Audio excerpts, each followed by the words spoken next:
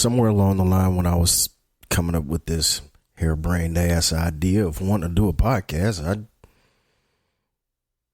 thought about particular ways of taking it. What would I want to focus on? What would I, want to talk about each week or every other week, however it played out. I guess it's just kind of, I guess it's just being really, really organic, to use the term of the day, I guess. But, I tend to go through phases in my life where, and oh, by the way, I really do recommend, people to just take a certain time, at least once a week to actually sit down and talk to yourself and think to yourself, just kind of, I guess it would be sort of a decompression type thing, or, self-actualization, whatever you want to call it, just some time to actually sit and, revisit things that you did, things that you said, shouldn't have said, anything like that. Any rate, I guess this was one of those, times for me. This was one of those weeks for me. By the way, you know who this is. It's your man Beretta. And you are listening to the latest episode of The Mind of Beretta. As always, where you can get at me on Instagram and on Twitter at Beretta Beats. You can also get me on Facebook. Just search The Mind of Beretta. You will find me there on Facebook. And so it begins,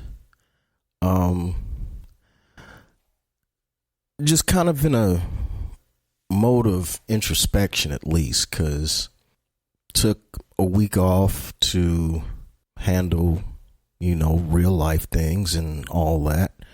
Also gave me a chance to take stock of, things that have been going on here recently. And, I just got to think to myself that there's gotta be something more to this. There really is, because we're now, 6+ going on 7 months in this experiment known as this dumb orange ass motherfucker, and nobody has gotten him up out of the paint yet. So I'm really starting to get a little suspicious. Okay. I've literally racked my brain for, literally since January 20th, trying to figure out, is there any possible reason why this dude is still sitting in the White House going on 7 months in? And for the life of me, I can't get it. I just can't. Because, number one, it's been said time and time again by I don't know how many different people. I don't know, how many different ways you can hear it. But if somebody tells you who and what they are, believe it. This dude has basically came out and told y'all, I'm a liar, I'm an idiot, I'm a bigot, I'm a misogynist, I could care less about women's feelings. I could care less about anybody's feelings. And I'm waiting for somebody to debate me on that, what I just said. Because you know you're going to come up wrong on so many different levels. You're going to come up wrong just about every time. But I'm not even going to go there. News articles. I mean, everybody knows about the People magazine article back in the 90s, you know, where he basically said in so many words, Republicans, conservatives, y'all dumber than a box of rocks, and I'm going to take you for everything you got. Yeah, I'm going to go ahead and claim Republican because they don't know what the fuck they're talking about. Like I said, there's got to be something else at play here. And, you know, I've had a series of running conversations with a number of different people, you know, all who shall remain nameless until the appointed time, because I'm trying to get a few of these individuals onto the podcast so we can, you know, talk this out. I mean, it's not a thing where I'm trying to, you know, talk some sense into somebody. I just want to hear their viewpoint, and ultimately their viewpoints and the things they say are eventually going to lead to them hanging themselves with it. So I don't have to do shit. I'll let them do all the damn work. But one particular conversation kind of struck me as really, really discouraging. And you know, I don't even really think I want to put the word discouraging on it, but maybe it's disheartening. And it kind of reminds me of the fact that I have this, I guess you would want to call it a duality that goes on in my brain and a lot of times in my everyday life. So the dictionary definition of duality is a dual state or quality. Okay. So a dual state, for a lot of years in my life, at least, you know, I've been in a situation where, you know, it doesn't matter, you know, where I went to school at, didn't matter, you know, what jobs I've had in the past. I've been blessed to be able to work in a lot of different fields and make a good little piece of change, you know, in whatever field I was in. But the one thing that has never differed in any of those circumstances is the fact that usually I'm one of the only black people there. In high school, and this is absolutely documented, high school I went to at the times we were going, which was the late 80s and early 90s, our high school only had 18 to 20% African American students in it. So we all basically had to kind of walk this fine line, you know, between, you know, learning what we learned in high school versus, you know, what we were taught by our mothers, our fathers, our aunts and uncles, grandparents, and the like. And you know exactly where I'm going with this. What we were taught in high school was a far cry from what we were taught at home. Long story short, a lot of the things that we were taught in high school turned out to be a load of shit. Which leads me, thank you, sir, which leads me to this one of many parallel conversations that I've been having with certain individuals in regards to this here dumbass in the White House. I'm gonna paraphrase, most of the conversation, except for the last sentence. That I'm gonna read word for word. So the conversation basically, was going back and forth with, this person, for the most part, defending the fact that Idiot 45 has been saying he was going to do these things, when he got into the White House. Example, he was going to repeal the Affordable Care Act.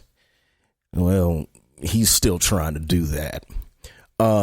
He's going to instill a, temporary ban on all Muslims coming into this country. Well, gee, that hasn't worked either. Now has it? Oh, I'm sorry. Let me take that back. If I remember hearing the story right, the Supreme Court upheld certain parts of his revised travel ban. So I don't want to get that wrong. Okay. But we're going to see, what comes of that.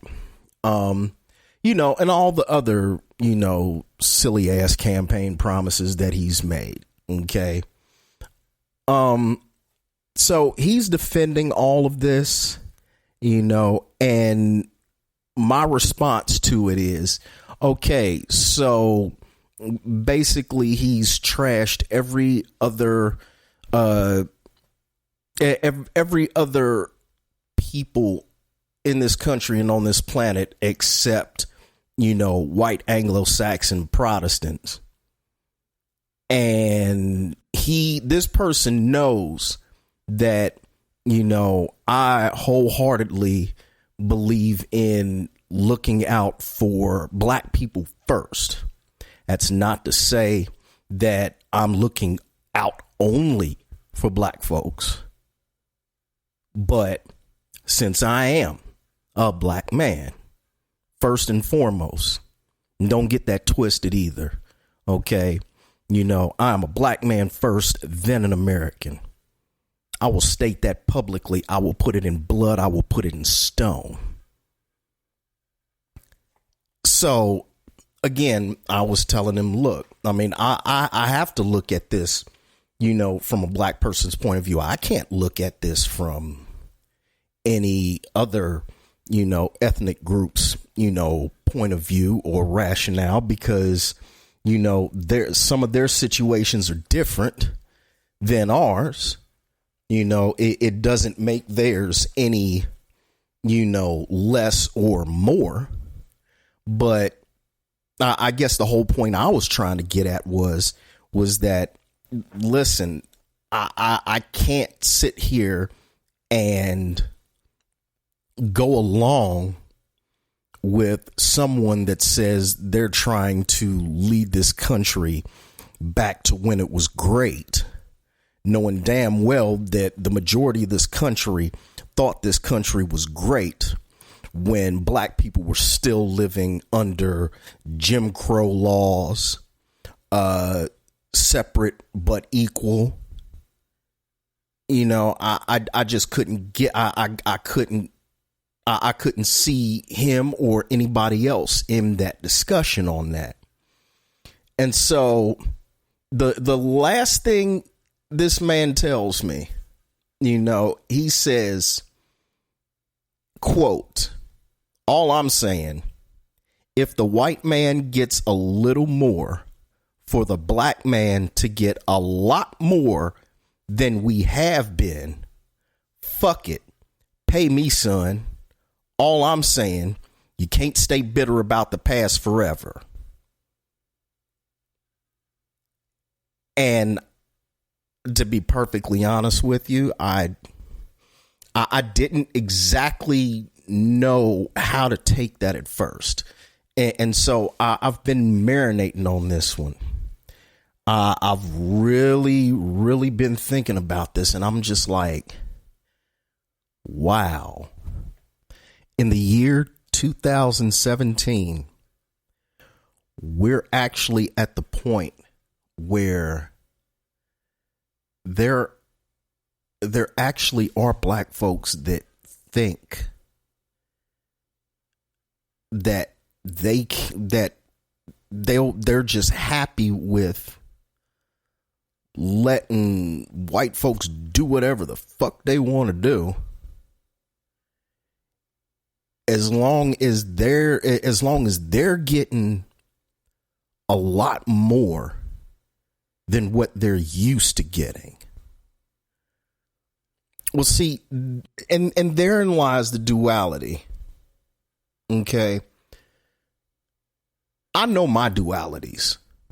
Okay. I know that, once again, I've been in a lot of situations where, I'm one of the few black people in a particular work environment or a particular learning environment, and it angers me in a lot of ways because, I've actually, I've heard, the jokes. I've heard the, white folks talking about, nigger this, nigger that, nigger that, nigger this, and all that in front of me. Now, granted, it's been actually a long time, going back to the late 90s into the early 2000s. But yes, I have, experienced that. With these people thinking, oh, hey, it's okay, you're one of us. No, the fuck, I'm not one of y'all. But then again, like I said, you have individuals like him that's, willing to say, that's willing to actually feel it in his heart that, look, you do what white folks, you do what the hell you want to do. Just pay me. And since then, we've had other conversations ranging from, topic to topic, but that one particular exchange stuck out quite a bit for me, only because I too have a number of associates, people that I've dealt with in the past, people that I deal with today that are white, that are Latino, that are Asian. I mean, I heard it best from someone that's in the Nation of Islam that one of the, what's the word that I want to say? One of the goals of a true Muslim is to have, and I'm paraphrasing, friendships in all walks of life. And I always thought, hey, that's, even before I heard that, I always kind of took that for granted, and I gotta be honest.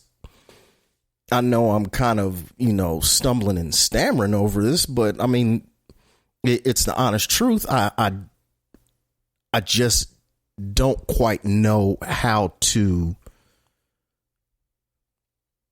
don't know quite how to accept the fact that there are a lot of black people in this country that are willing to just say, fuck it, give me mine.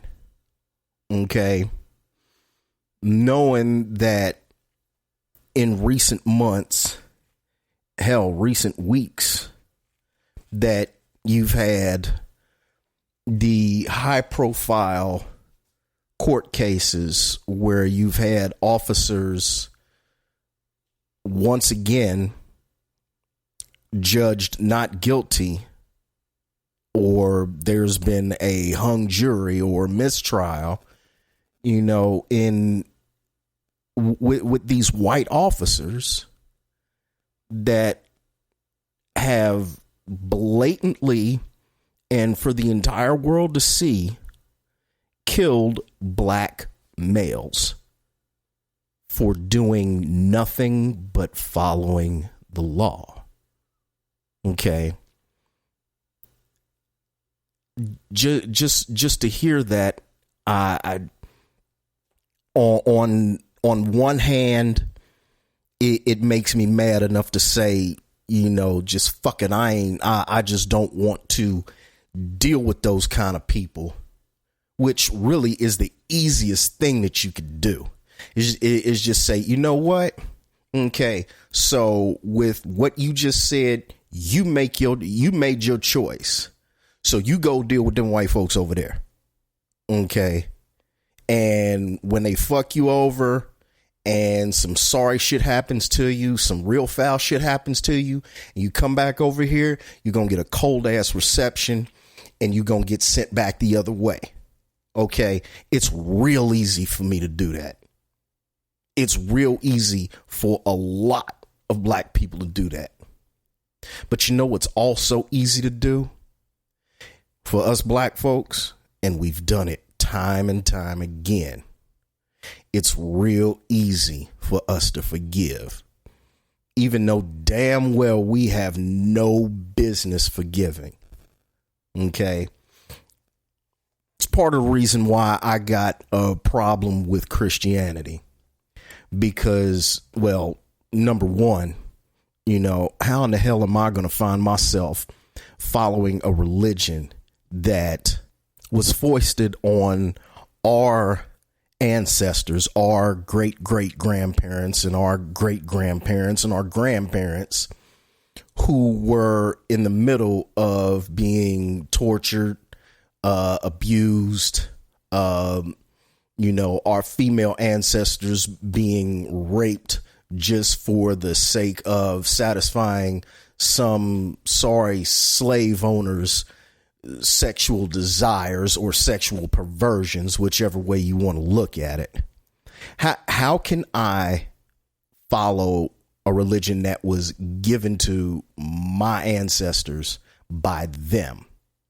That's number one. But I mean, I could spend 30 hours talking about that all at one time. But one of the biggest problems I have is that Christianity, teaches us to forgive, forgive the person that wronged you. That will make you look good in the Lord's eyes. Really? You honestly think God's looking at you and saying, oh yeah, that makes me feel good that you as a black person forgave this white person when this white person actually did something totally wrong and fucked up and foul to you? Come on. I can't. I can't. Believe me, I could go on and on and on, but that's just a small tangent. So I guess basically I'm just like, you know what? you do what you do. You feel what you feel. You say what you say. You believe in what you believe in. But don't look at me and tell me that I'm wrong for saying something just because it doesn't fall in line with what you believe in. And like I said, that's the duality in all this, is that, you know, on one hand, you could just say, oh, fuck it. But at the same time, you also realize that he's the same color as you. And my father always taught me, you should never kill anybody that's the same color as you, because that might be your blood.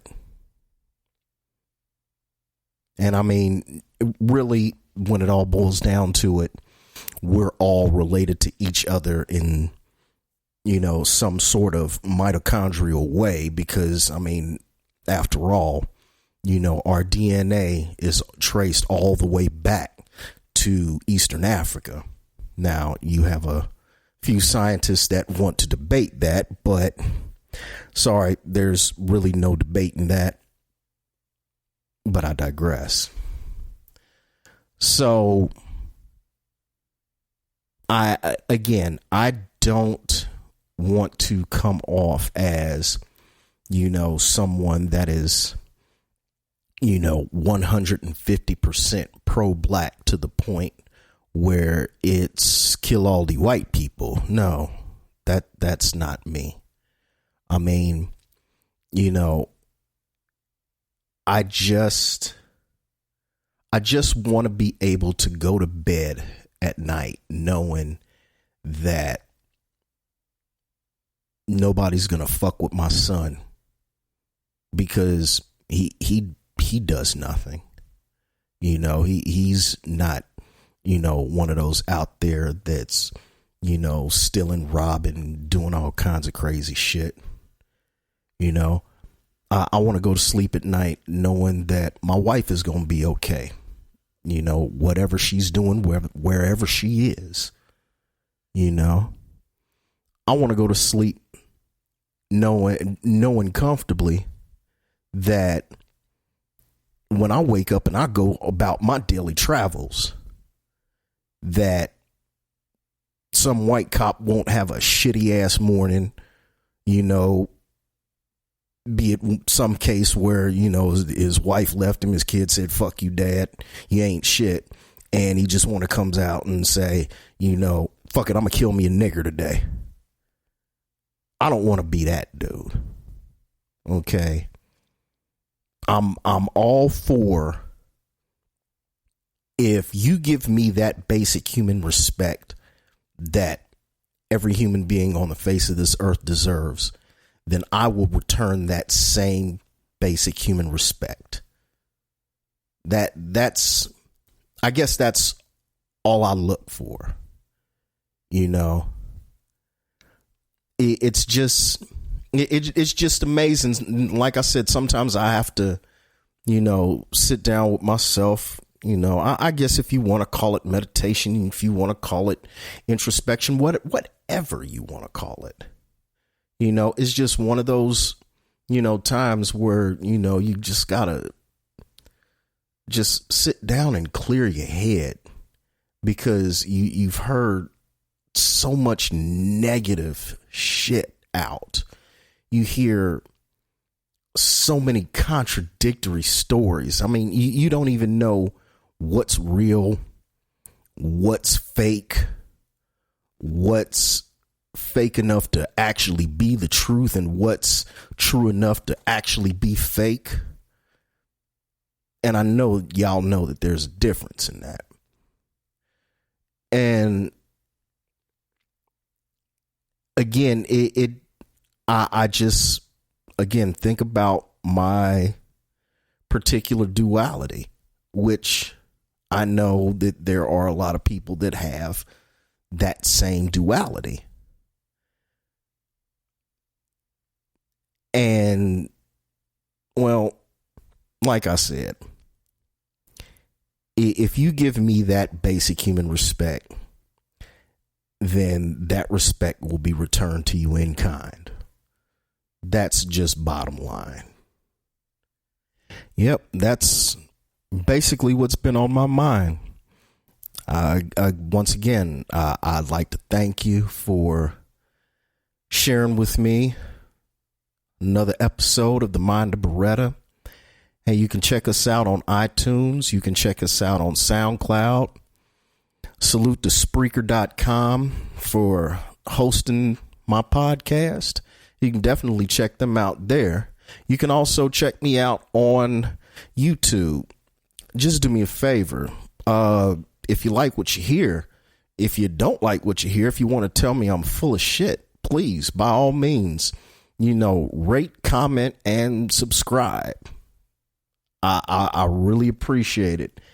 I started this podcast out with just wanting to, just get a few things off my chest, whatever, is, eating away at me. I kind of feel like this is a little bit of catharsis for me. So once again, I appreciate you taking the time out to check my podcast out. I'll get at y'all next week. One. Oh yeah, I heard that Jay-Z dropped a new album this week. It's your man Beretta.